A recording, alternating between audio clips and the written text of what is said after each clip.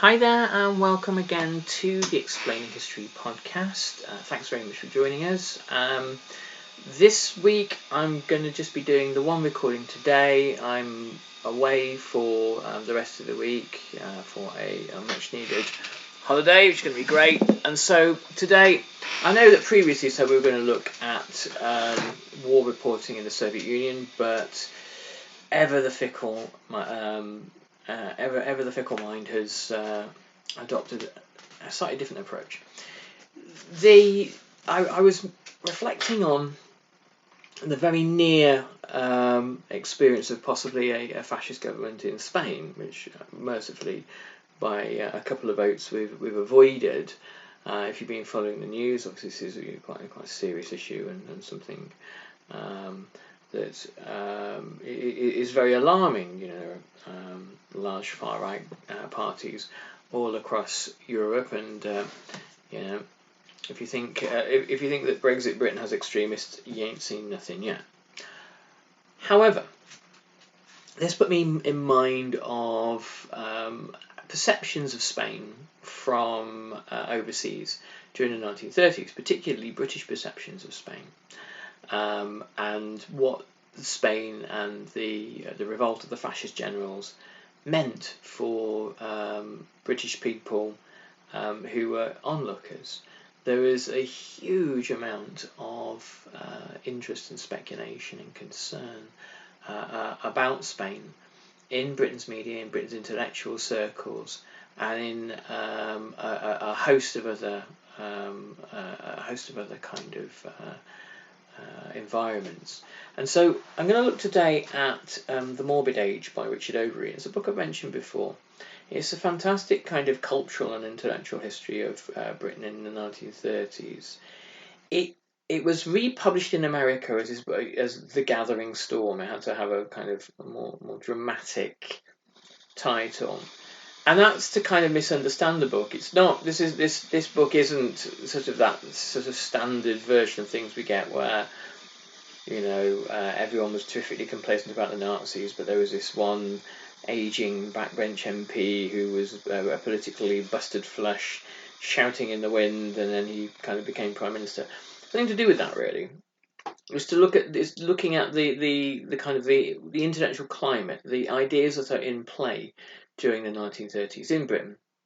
A sense of declinism, a fear that civilization is on the edge, and also an understanding that this thing called civilization, which many kind of people in British elite circles imagined was represented best by the British Empire, was the kind of the barbarians are at the gates. So we're going to look in the book today at Chapter 8, sorry about the background noise there. Voyage of the Death Ship, War and the Fate of the World.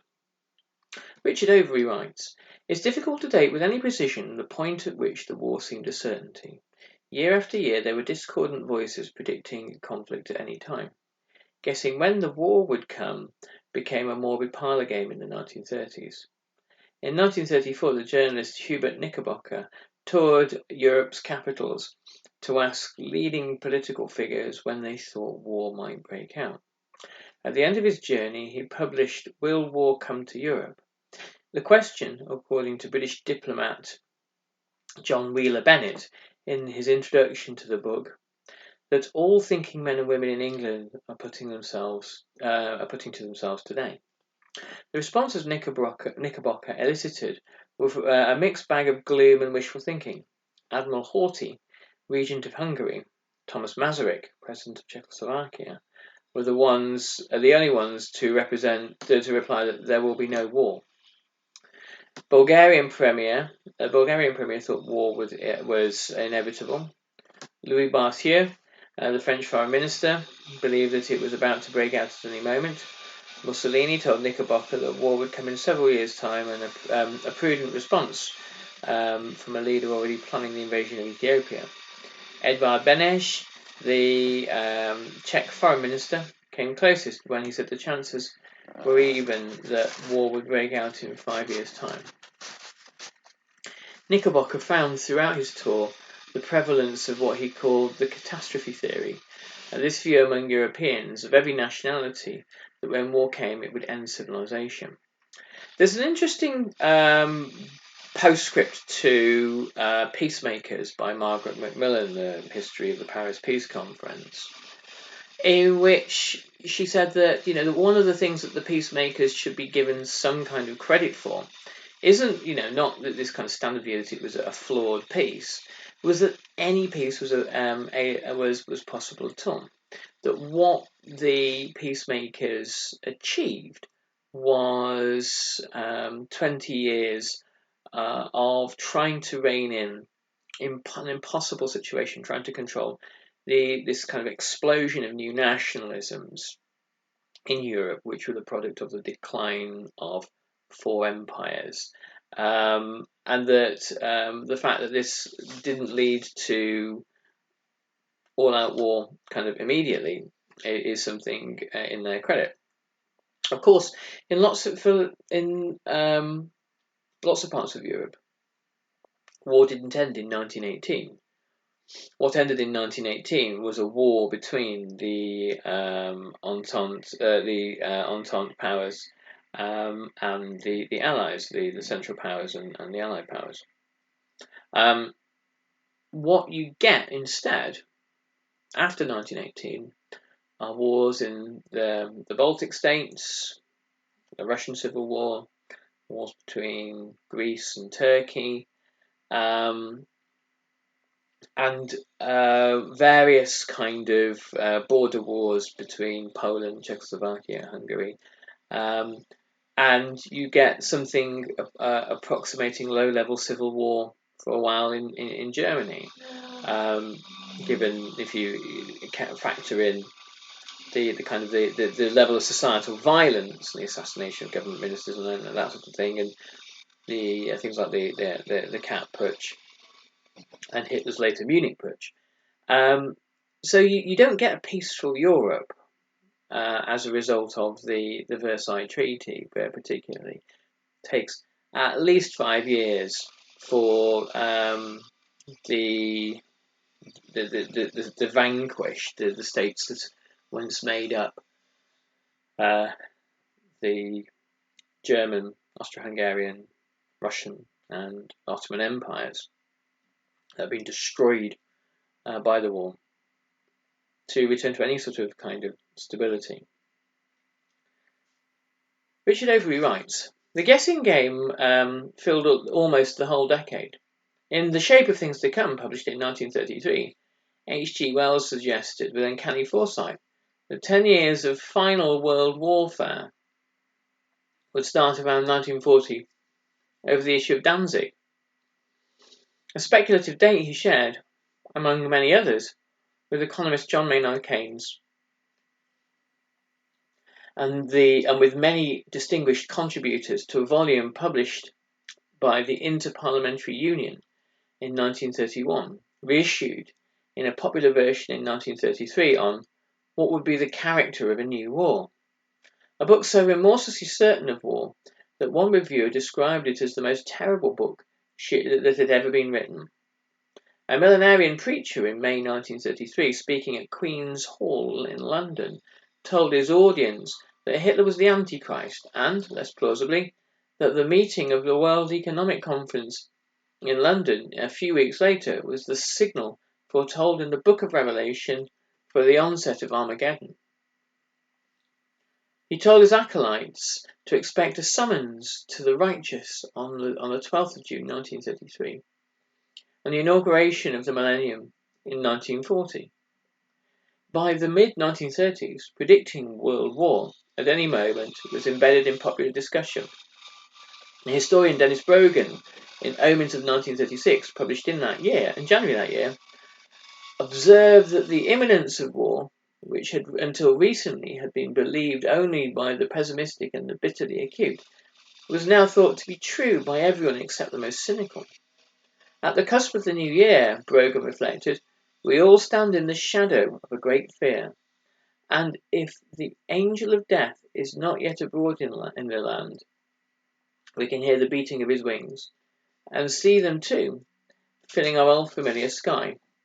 Brogan spoke, he said, for the average man who had become aware of formidable forces being unchained. The language perhaps more appropriate to the millenarian vision than the cautious academic.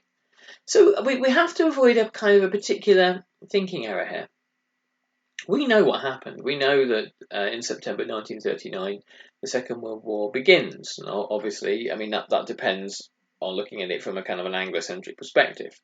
The various arguments are that, particularly in China, a world war had been going on for some time. We know that in the version of events that were following, what occurs. However, people at the time didn't. It was, and also, nothing, not even war, is always inevitable. This was Hitler's intention to go to war, and the dynamics of the war eventually lead to global conflict, not just war in Europe. But nothing is set in stone, certainly not by 1936. So we have to kind of mentally get out of this mindset that people were predicting correctly or incorrectly the shape of things to come. They were making educated guesses, some more educated than others.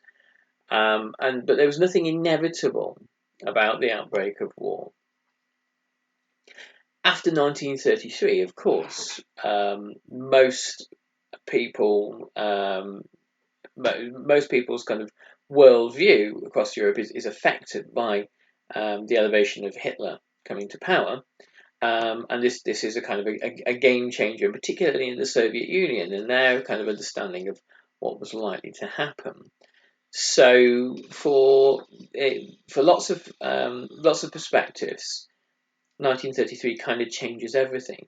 The European left suddenly embraces Stalinism as its kind of last hope, that whatever the kind of crimes of the Soviet Union, somebody like Stalin would be able to come to Europe's rescue and would be the only credible force to be able to fight fascism. Richard Overy writes, the mid-1930s seem to have represented a watershed in British perceptions of the inevitable slide to war, encouraged though not entirely caused by the further erosion of the post-war settlements, the Locarno Pact, and the covenant of the League by German rearmament and Italian aggression in Ethiopia. Fear of war had deeper roots than these.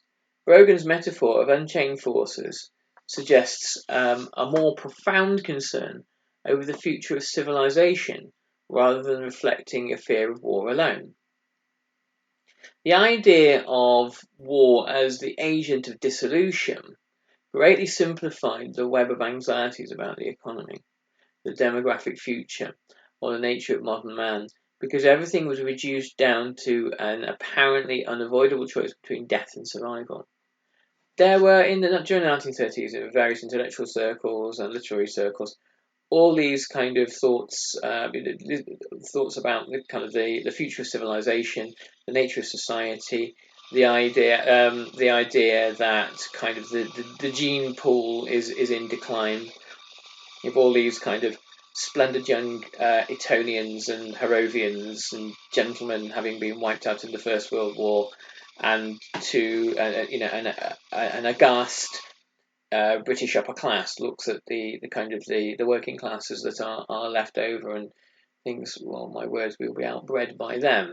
Civilization and culture will come to an end. And we're talking about some sort of fairly high profile figures here from the kind of the Bloomsbury circles and other kind of intellectual talking shops.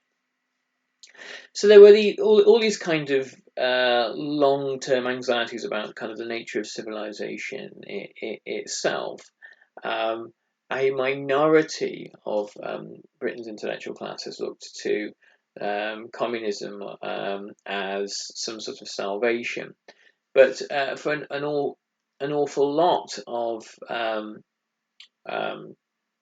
the sort of the intellectual, literary, and cultural elites, ideas like eugenics were highly popular.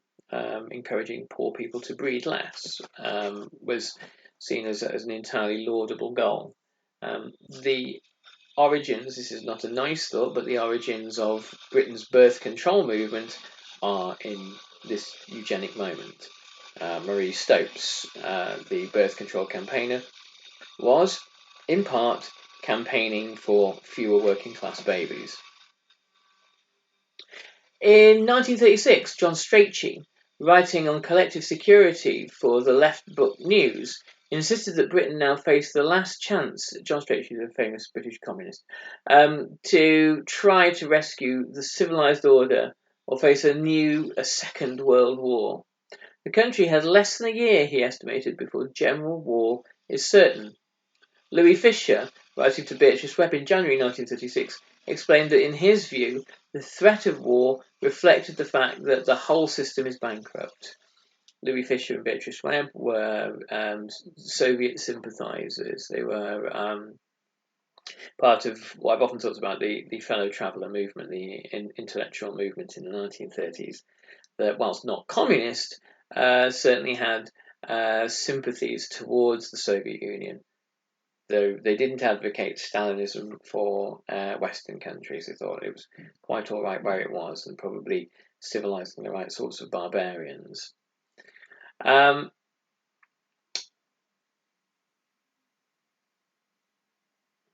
question European nations all lived with, Fisher continued, was whether war would come in 1936 or 1937, adding, the most people hope for is a postponement to 1938. By early 1938, the idea of war as a systemic inevitability was widespread.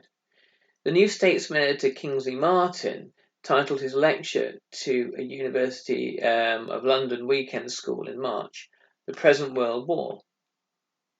A few months before, a Fabian Society lecture presented the war horizon, as if war were now a visible part of the political landscape.